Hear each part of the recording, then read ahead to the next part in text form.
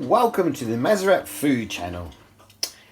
Today we're making macaroni cheese. If you like what you see, please like and follow and hit the little notification bell. As you can see from my very poorly handwritten piece of paper, we are very unprofessional. So before you do anything you see in this video, please get some professional help if you're unsure about anything else. And don't blame us because we're not professional at all. You can even hear the washing machine in the background if you listen carefully.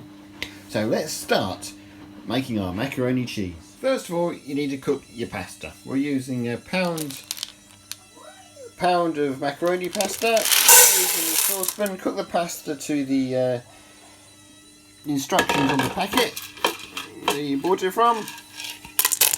It goes in there, and we're adding some warm water to just try and speed the process up a bit, just enough to cover the macaroni, and on it goes. But for this part you need to follow the instructions on the packet because we're not professional at anything we do. We're certainly not professional cooks. So we'll heat it all up and we'll come back in 10 minutes once that's done. Okay, while our macaroni is cooking well, we're going to add into our pan 50 grams of butter, and we're going to let that melt slowly.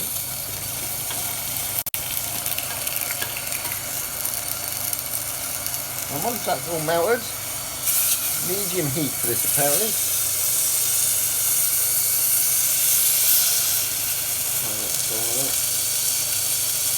I want to burn it.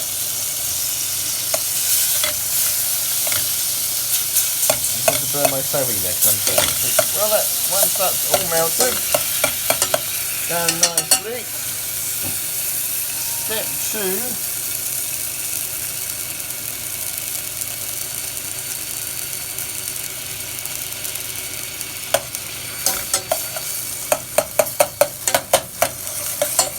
Once that's all melted, apparently you add 50 grams of flour.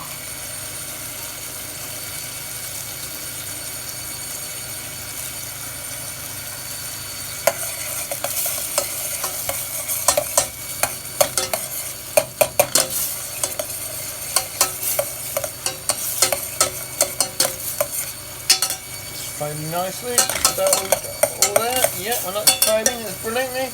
And slowly add 50 grams of flour. My flour here. It's normal plain flour, if that's right. Slowly mix that together.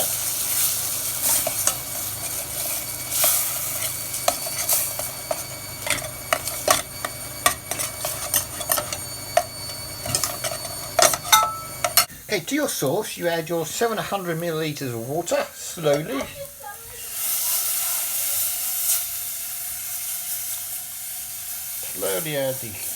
Slowly add the milk. Did I say water? Well, you add the milk. You need 700 millilitres of milk to everything you had in there, which was your butter and your flour, and you mix it together into some sort of thickening sauce. Right, my pasta's done now. I'll quickly rinse that.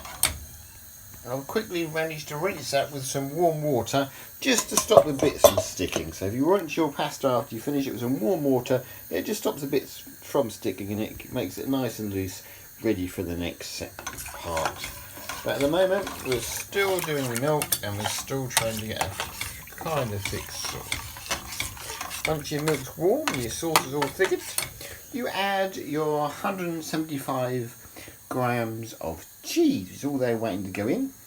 At the moment I'm just trying to thicken up my sauce the best I can do.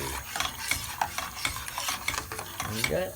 It's starting to melt nicely. And we'll come back when that's nice and thick and I'm ready to add the cheese.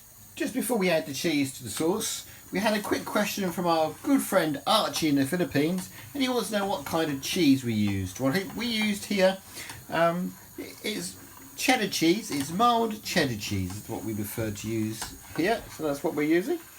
We're just waiting for it to be added. Our milk is, well, it's not a brilliant sauce, it's not thickened the cup nice as it should have done. It's getting there slowly, and we're going to slowly start to add the cheese very slowly because we don't really want we need this to melt in nicely, so we're doing this into 3 batches probably. Just adding the cheese gently. Make sure you have clean hands if you're going to use the hands like I do.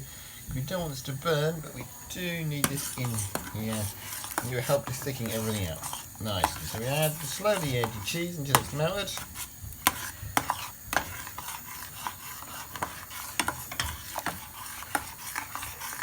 It's good to get all your ingredients ready before you start to cook this recipe, because this cheese mixture will go pretty solid pretty quick. So we just put some more cheese in there, just to get the cheese nice melted, nice thick consistency. Okay, we just added the last of the cheese.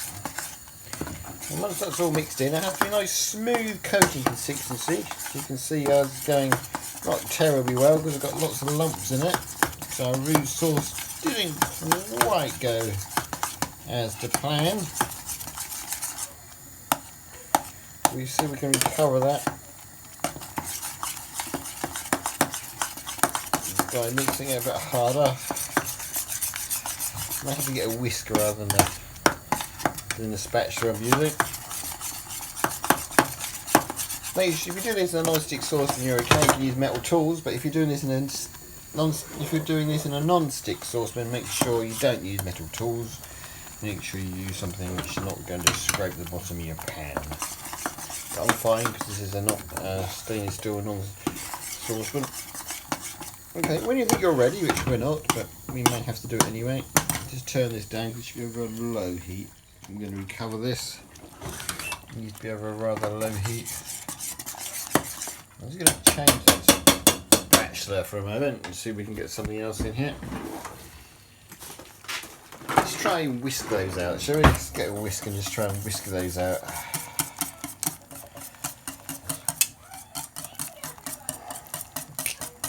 Okay, I'll get back once I've done this.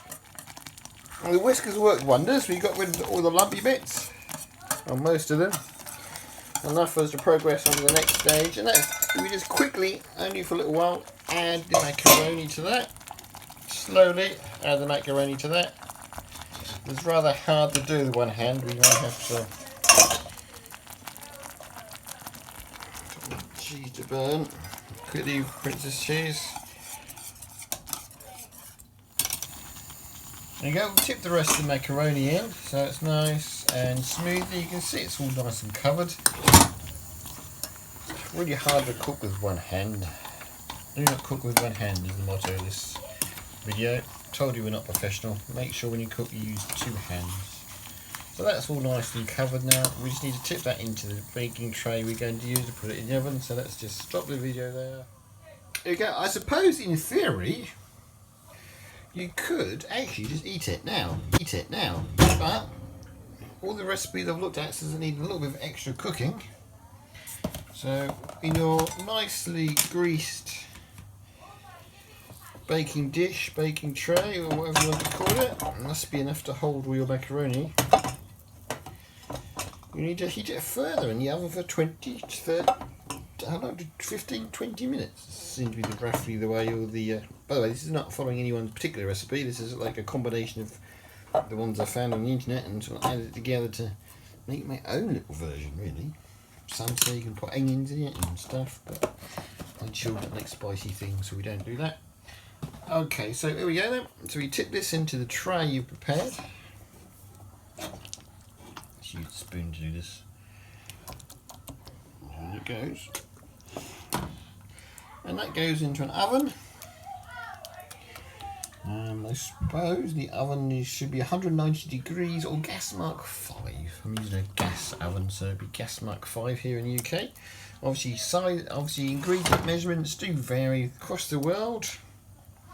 And temperatures tend to say the same, although gas marks can be varied. So please do check the recipe out before you try and cook this, because I'm not a professional, as you can see here. Don't even have a professional camera. We're using an Apple SE, and it's not even the new version, it's the old version with the battery was about to die. So that's permanently plugged in so I get any kind of recording. So it's definitely not a professional setup. So if you do have any queries, please seek out a professional cook to tell you how to cook it properly.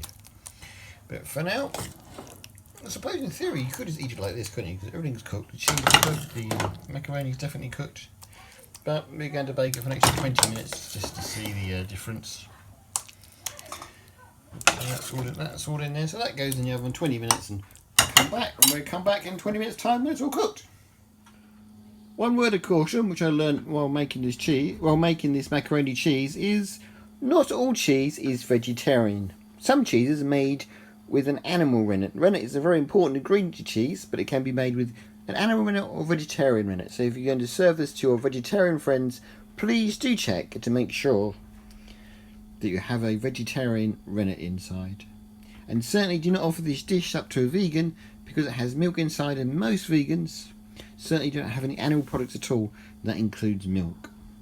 So just be careful when you serve this to your vegetarian friends. And it's a definite no-no for the vegans out there. So just be aware that not all cheese is vegetarian cheese, so please check your cheese carefully before using it in this dish. And here it is, now add to the oven, our macaroni cheese.